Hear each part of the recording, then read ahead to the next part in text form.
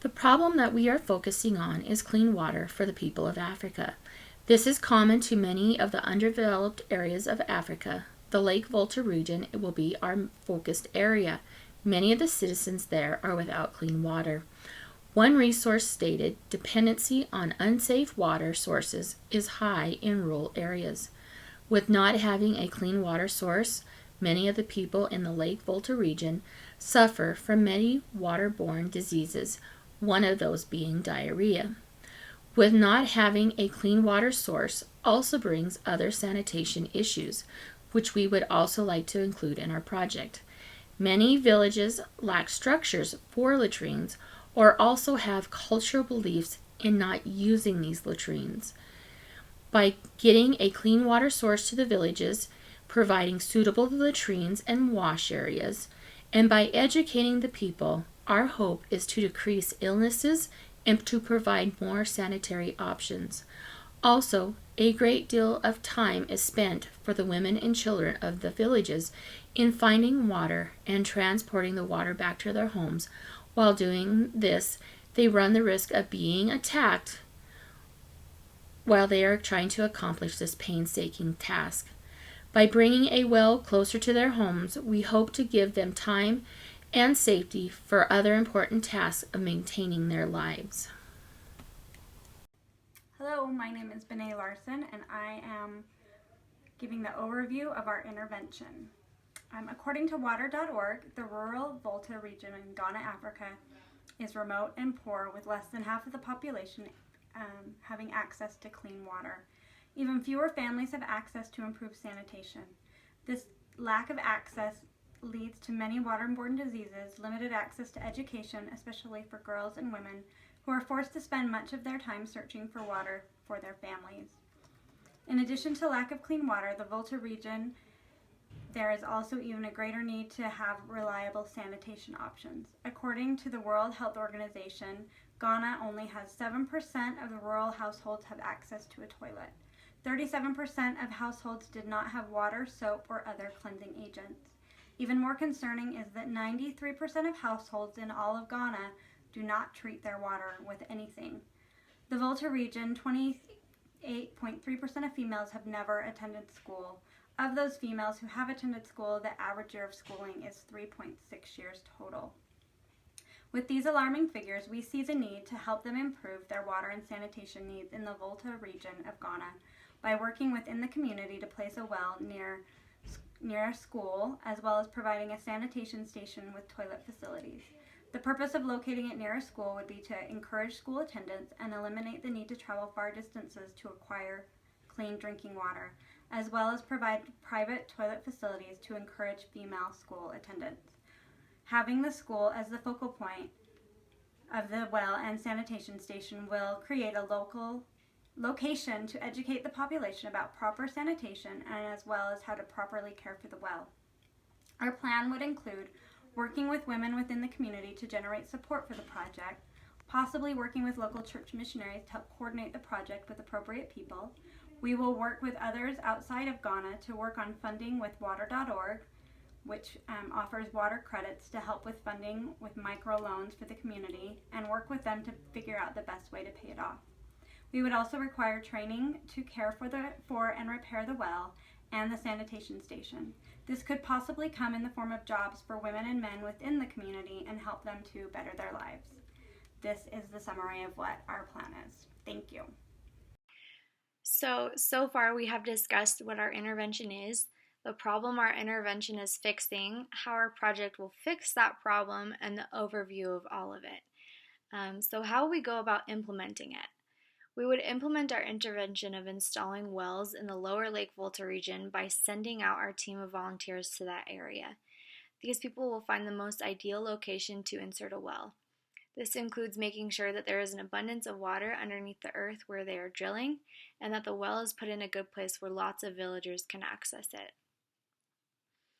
These volunteers would be able to construct the wells and make sure that they run smoothly. One important concept that we discussed was also making sure that these volunteers educate the people of the villages on how to use and keep the wells maintained. There have been many social innovations where They implement their strategies in different developing countries, and these projects do not go well. This is because the people are unsure how to use the products because they were never taught how to. So essentially, the products become useless because, like I mentioned, the villagers are not sure how to work them. Funding is also an important aspect when it comes to implementing our wells. One way that we thought would work best is by establishing water credit. This is a concept created by water.org, and it can be used for other water projects. The idea is that access to small loans are available to those who are working towards getting clean water to places that do not have it. This allows big changes to be made to people's lives, and it's letting them be healthier and experience new opportunities. Water credit uses microfinance tools to make sure sanitation is possible. The first step of this process is finding a place in need and that is ready for water. After that, resources, education, and other necessities are provided to get the project off the ground and running. Loans through water credit are affordable and easy to repay. Other ways that we would generate our revenue for this project are grants and donations.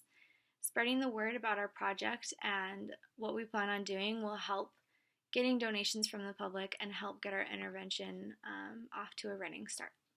My name is Vanessa Art, and my part of this project is to talk about why our intervention will solve the problem. We will provide a clean water well and latrines to provide sanitation and privacy for immediate needs. Clean water is necessary to detract villagers from using available water. The water that they are exposed to right now is contaminated with infectious diseases. Another component of our intervention will be education. Education will be necessary to teach the clean water beneficiaries. They will need to be educated in the benefits of using clean water compared to the contaminated water that is readily available where they live. Education for young women will be especially important as they are in need of proper hygiene skills. When a young woman is informed and capable of how to care for herself during her menstrual cycle, which is a sanitation issue, she will attend more school days and feel empowered. This has a ripple effect. She will also be able to encourage and empower other young women and girls around her immediately, but also for generations to come. We are also expecting the people to microfinance the loan to fund the water well. By making villagers financially responsible for the water well, they will feel more responsible for the maintenance. We will also be teaching proper maintenance and management skills. More and more people interested in humanitarian work and foreign aid understand that giving a quick fix solution does not work. Ghana is a country very well endowed with natural resources, and yet they still struggle to provide the municipal infrastructure for basic needs. And then I have a quote here. It says, anti-poverty advocates say foreign aid can fill important gaps when directed to areas of real need. If the money is completely fungible and there are problems with corruption or democracy in the recipient country, aid can have effects similar to the resource curse, which is problems that occur when countries are very well endowed. This is from Oxfam America's Gary.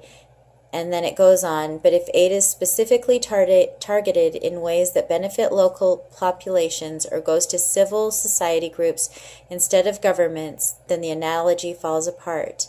If we really want to change, this is the time for the international community to work with the state and government to build their own capacities. If we don't do that now, we will be here for the next 200 years addressing these same issues, and that is said by Edmund Mullant. He's a UN